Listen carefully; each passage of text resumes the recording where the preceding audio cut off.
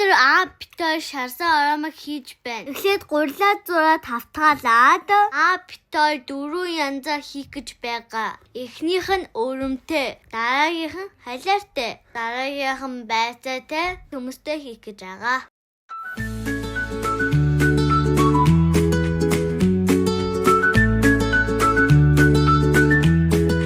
Бас гоё шаардсан хайлуулад урандээ түрхэж өгсөн. Байцаатай оромыг Бэмби хийгээд бас гуйсан. Тэгээ Бэмби битээр хамт хийжээ. Өнөөдөр зустай оромыг хийж байна. Би аав хоёр туслах гэж байна. Намайг байцаатай оромыг хийгээд хэлсэн.